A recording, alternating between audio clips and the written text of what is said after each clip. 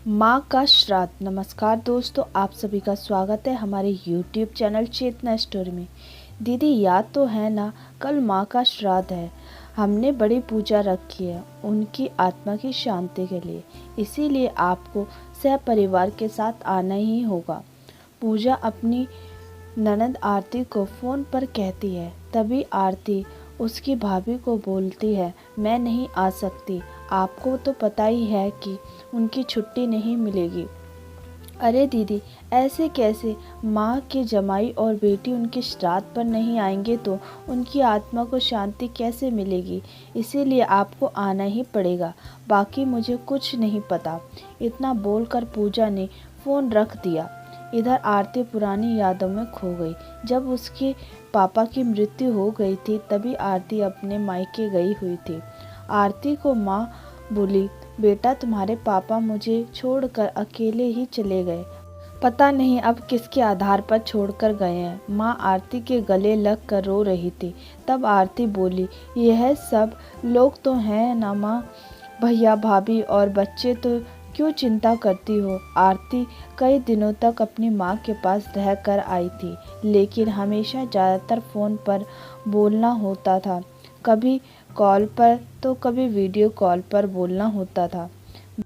बेटा क्या बनाया है तूने? एक दिन माँ ने वीडियो कॉल पर पूछा। माँ आलू की सब्जी और रोटी बनाई है, आरती ने जवाब दिया। माँ बोली, अरे वाह। सब्जी का नाम सुनते ही माँ की आंखों में एक अलग सी चमक देखने को मिली, जो आरती को दिखी। तभी आरती माँ को बोली, माँ तुम्हें खाने का मन हो तो भाभी से बोल दो बनाने के लिए। आरती हंसते हुए माँ से बोली। तभी माँ बोली, नहीं नहीं, अब इस उम्र में आलू कहाँ पचते हैं, मैं तो ऐसे ही बोल रही थी। जब तुम्हारे पापा हुआ करते थे तब बहुत बार बनाती थी। भाभी का तो नाम लेते ही जैसे माँ की आंखों की चमक गायब हो गई। माँ ने कॉल रख दी। माँ को क्या हो गया, ऐसा क्यों बोल रही थी? वह सब ठीक तो होगा ना? ये आरती अपने मन में बातें कर रही थी। ऐसे बहुत बार खाने की बात पर बातचीत होने पर माँ की आंखों का भाव बदल जाता, लेकिन ऐसा क्यों था वो समझ नहीं पाई। लेकिन इसके पीछे का राज उसकी समझ में आया जब वह छुट्टियों के 2 दिन के लिए मायके गई थी। एक दिन आरती माँ के कमरे में माँ के साथ गपशप कर रही थी। तभी दीदी खाना खाने चलो। पूजा माँ के कमरे में आकर आरती को बोली, चलो माँ तुम भी खाना खा लो। आरती उठते उठते हुए बोली, अरे दीदी नहीं नहीं, माँ को क्या तकलीफ देना, वह यहीं खाना खा लेंगी, आप चलो। पूजा बोली, लेकिन भाभी, लेकिन कुछ नहीं दीदी, आप चलो, माँ के घुटनों में दर्द होता है, इसीलिए माँ कमरे में ही खाना खाती हैं। पूजा स्पष्ट रूप से बोलती है। तो फिर भाभी मेरा भी खाना यहीं पर ले आओ, हम दोनों साथ में खाना खाएंगे, ऐसा आरती अपनी भाभी को कहती है। इस पर पूजा कुछ नहीं बोल पाई, लेकिन आरती को साफ तरीके से समझ में आ गया कि पूजा को यह सब पसंद नहीं आया। वह चुपचाप वहाँ से निकल गई और थाली में पूजा सब्जी, रायता, अचार लेके आई और माँ के लिए खिचड़ी। माँ ये क्या है, तुम यह सब नहीं खाने वाली हो क्या? आरती माँ से बोली। उतने में ही पूजा बोली, अरे दीदी, माँ को यह सब हजम नहीं होता है, इसीलिए मैं उनके लिए खिचड़ी और दाल देती हूँ। इतना बोलकर पूजा वहाँ से निकल गई। माँ ने अपनी प्लेट उठाई, पर माँ का ध्यान आरती की प्लेट पर ही था। यह देखकर आरती सुन्न सी पड़ गई। उसने माँ के मुंह में एक पूरी का निवाला डाला, लेकिन माँ ने मना कर दिया। तब आरती ने अपनी माँ की आंखों में वह भाव देखा था जो वीडियो कॉल पर देखा था। पता नहीं भाभी का डर था या लड़की के निवाले का मोह था। तब भी आरती ने पूरा खाना माँ को खिलाया और खुद खिचड़ी खाने लगी।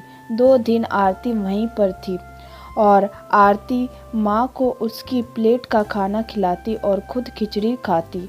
ऐसे 2 दिन तक चला। माँ के बहुत मना करने के बाद भी आरती मात्र जिद में माँ को खाना खिला ही देती थी। वह बोली, भैया मैं कुछ दिनों के लिए माँ को अपने घर ले जाती हूँ। घर जाने से पहले आरती ने अपने भाई राजेश को पूछा। वह बोला, क्या तुम्हारा दिमाग खराब हो गया है क्या? लोग क्या कहेंगे? बेटा माँ को तकलीफ देता होगा, इसीलिए माँ अपनी बेटी के घर रह रही है। राजेश गुस्से में बोला, अरे बाबा सही तो बोल रहा है वह। बेटा माँ बेटी के घर जाती है क्या भला? तू आराम से जा अपने घर, मेरी चिंता मत कर, मैं यहाँ बहुत खुश हूँ। बेटे की बात सुनकर माँ बोली। आरती ने बहुत जिद की लेकिन माँ बेबस थी। आरती उदास से अपने घर वापस आई। कुछ दिनों बाद खबर आई कि माँ अब नहीं रही। इस खबर ने सब कुछ खत्म कर दिया था।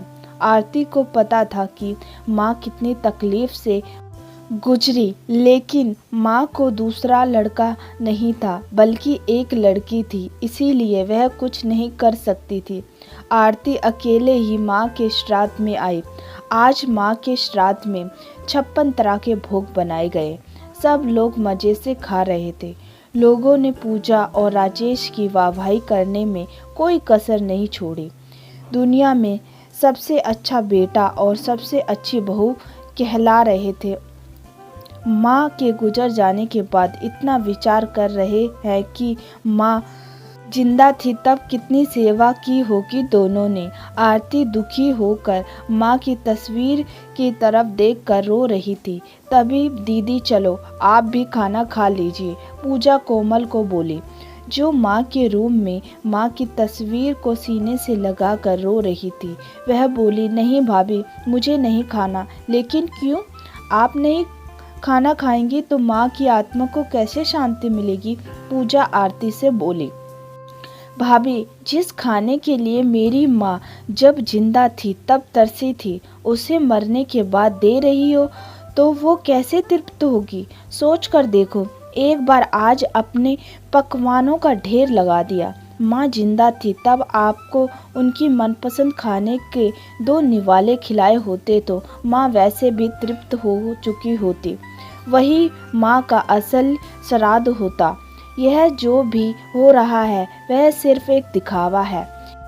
इसकी वजह से माँ कैसे तृप्त हो पाएगी? और जो घर से मेरी माँ अतृप्त होकर चली गई, वह घर से मैं कैसे खाना खा सकती हूँ भला?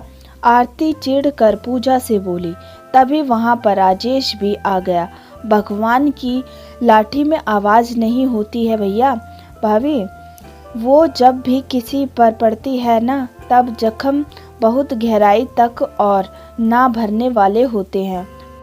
आप भी 2 बच्चों के माता पिता हो, लेकिन मैं भगवान से दुआ ज़रूर करूंगी कि आप जब तक जिंदा हो तब तक आपको अतृप्त ना रखें। माँ ने तो अपना वनवास भोग कर कहीं नया जन्म ले लिया होगा, लेकिन आपकी ज़िंदगी बहुत बड़ी है। आरती यह सब बोलकर माँ की तस्वीर लेकर चली गई।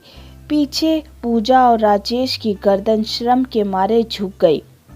दोस्तों, माँ बाप जिंदा हैं तब तक उनकी सेवा करना, उनकी हर इच्छा को पूरी करना, वही उनका असली श्राद्ध होता है।